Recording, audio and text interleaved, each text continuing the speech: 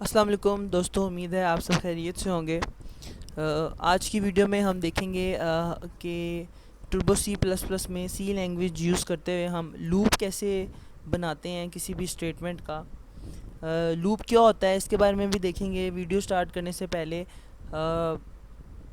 अगर तो आप लोगों ने मेरे चैनल को सब्सक्राइब नहीं किया तो आप इसको सब्सक्राइब कर लें और बेल आइकन पे भी क्लिक कर दें ताकि इसी तरह की मज़ीद वीडियोस जब मैं अपलोड करूं तो आपको उसका नोटिफिकेशन मिल जाया करे। ठीक है, तो स्टार्ट करते हैं। सबसे पहले हम अपना टर्बो सी प्लस प्लस जो है वो ओपन कर लेते हैं। जिसने अभी तक Turbo C plus plus install नहीं किया वो मेरी पहली वीडियो देखे और इसको इंस्टॉल कर ले ताकि उसकी भी प्रैक्टिस हो जाए। ठीक है, तो ये Turbo C plus plus open हो गया है। यहाँ से हम न्यू फाइल ओपन कर लेते हैं। ठीक है, इसको जो है हम यहाँ से ख़त्म कर देते हैं। ठीक है, तो बेसिकली हमें जो चाहिए ना वो इस स्पेस के अंदर हमने लिखना है। अच्छा, अब लूप होता क्या है? लूप का मतलब क्या है कि रिपीटिशन, बेसिकली रिपीटिशन या आइट्रेशन, मतलब एक ही चीज़ को हम एक से ज़्यादा एक ही अगर हम प्रोग्रामिंग की बात करें तो स्टेटमेंट हम कहते हैं कि एक ही स्टेटमेंट को हम एक से ज़्यादा दफ़ा जो है वो एग्जीक्यूट करवा रहे हैं। ठीक है, लेट्स सपोज मुझे जो है अब यहाँ पे काउंटिंग प्रिंट करवानी है 1 2 3 4 5 7 8 9 10 तक। ठीक है, अब वो काउंटिंग प्रिंट करवाने के लिए मैं 10 दफ़ा प्रिंट एफ स्टेटमेंट नहीं लिखूँगा।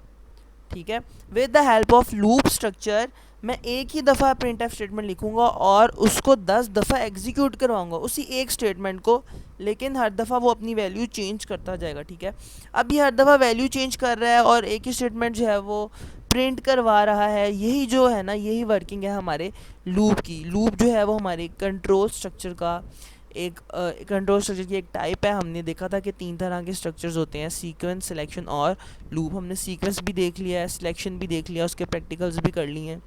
अब जो है हम लूप करने जा रहे हैं। ठीक है, बुक में इसके लिए जो वर्ड यूज़ हुआ है वो आइट्रेशन यूज़ हुआ है। आइट्रेशन का मतलब भी रिपीटिशन ही होता है।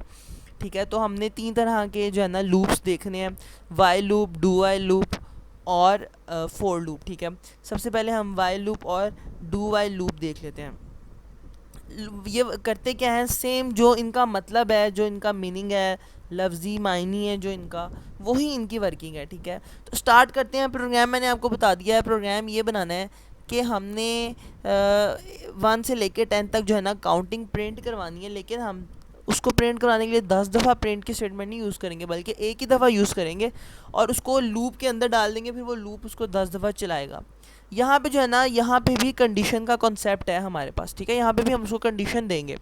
कंडीशन देंगे तो उसको पता लगेगा ना कि लूप कितनी दफ़ा चलाना है। ठीक है, हमें पता है मशीन डम्ब है, ये मशीन तभी वर्किंग उतनी ही वर्किंग करेगी जितनी हम इससे करवाएंगे। ठीक है, तो हमने उसको कंडीशन बतानी है कि इस कंडीशन तक ये लूप चलाना है।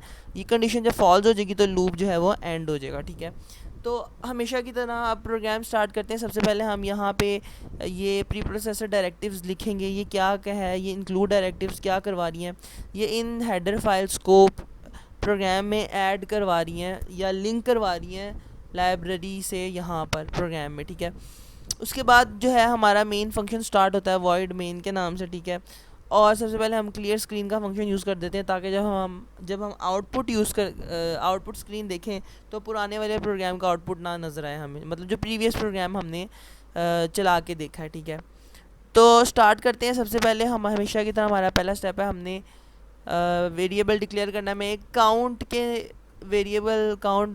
का वेरिएबल ले लेता हूँ, उसकी मैंने डेटा टाइप रखी है इंटीजर। ठीक है, और मैं इसको यहीं पे डिक्लेयर करवा देता हूँ। ठीक है, ये डिपेंड करता है हमारी रिक्वायरमेंट पे। मैंने इसको वैल्यू दे दी है 1।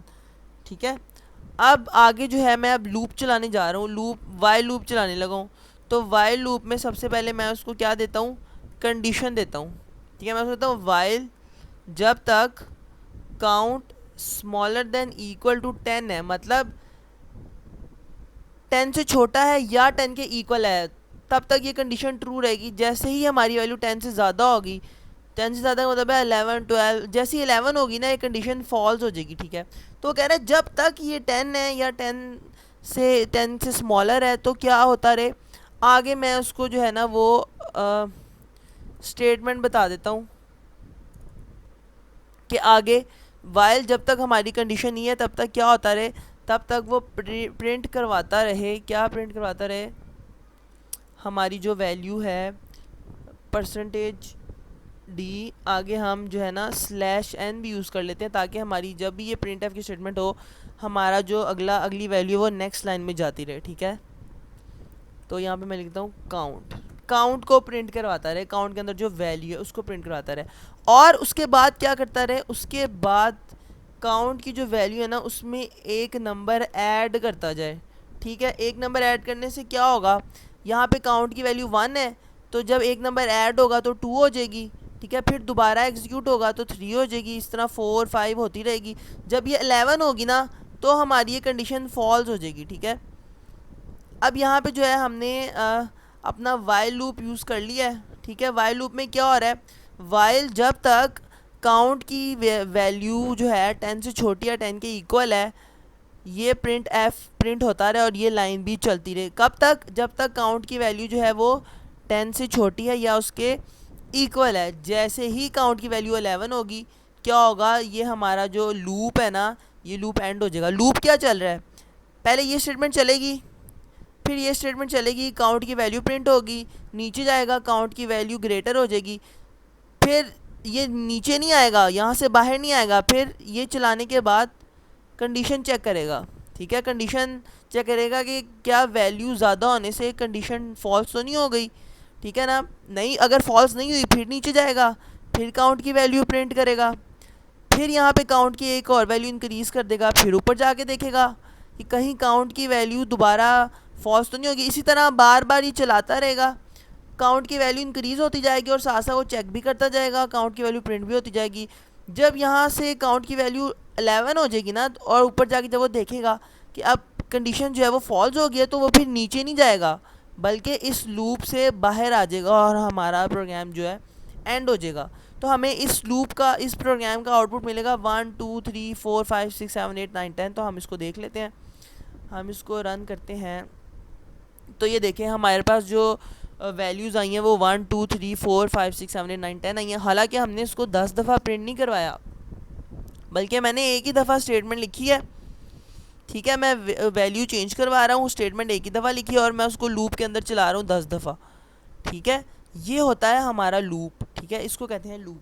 अब अगला जो लूप है वो है हमारा डू वाइल लूप, ठीक है। वो भी थोड़ा सा मिलता जुलता ही है, लेकिन उसकी एक एक्स्ट्रा फंक्शनैलिटी है, ठीक है। वो एक्स्ट्रा फंक्शनैलिटी क्या है वो हम देख लेते हैं।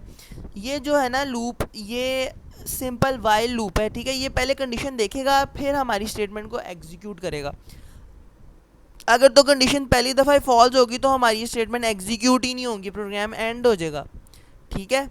तो अब हम क्या करते हैं, हम इसको जो है अब डू वाइल लूप यहाँ पे यूज़ करते हैं। डू वाइल लूप का क्या काम है, उसका भी यही काम है, वो कंडीशन दे के स्टेटमेंट एग्जीक्यूट करता है, लेकिन पहले वो क्या करता है, वो डू चलाता है पहले, ठीक है ना। डू में क्या लिखेंगे हम, डू में वही लिखेंगे जो हमें करवाना है, हमें जो स्टेटमेंट प्रिंट करवानी है, ठीक है। Print f percentage d slash n count और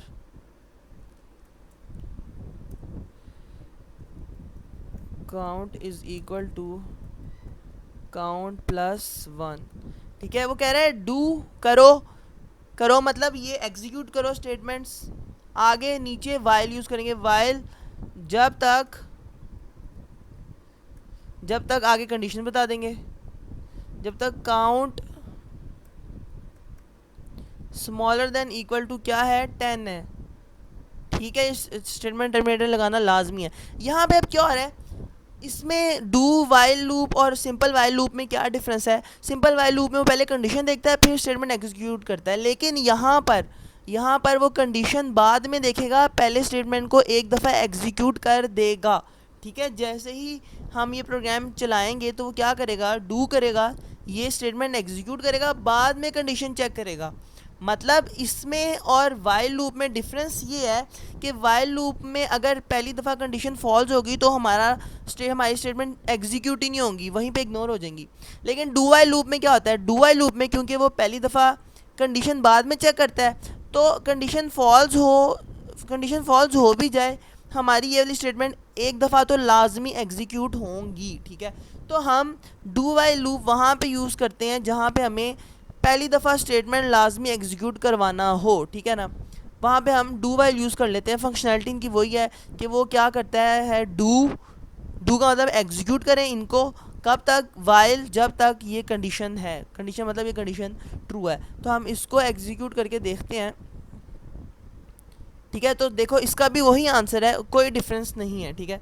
तो यहाँ से यहाँ आज जो है हमने दो अपने लूप्स देखे, वाइल लूप और डू वाइल लूप। ये लूप क्या करते हैं, इनकी फंक्शन, इनका पर्पज़ ये है कि जब हमने एक स्टेटमेंट को एक से ज़्यादा दफ़ा, जितनी मर्ज़ी 1000 दफ़ा 10,000 दफ़ा भी यूज़ करना हो, लेकिन हम उसको 10,000 दफ़ा लिखना नहीं चाहते, हम चाहते हैं एक ही दफ़ा लिखें लेकिन वो एग्जीक्यूट 10,000 दफ़ा हो, तो हम क्या करते हैं, उसके लिए लूप्स यूज़ करते हैं और वहाँ पे कंडीशन अप्लाई कर देते हैं। फिर वो उस कंडीशन के मुताबिक इतनी दफ़ा एग्जीक्यूट हो जाता है। ये है हमारे लूप का पर्पस, और ये लूप भी जो है ना बहुत हेल्पफुल है हमारे सॉफ्टवेयर्स बनाने में, ठीक है। हम अगली वीडियो में मैं आपको फोर लूप के बारे में दिखाऊंगा कि फोर लूप का भी पर्पस यही है, लेकिन उसकी एक बड़ी ज़बरदस्त फंक्शनैलिटी है, ठीक है।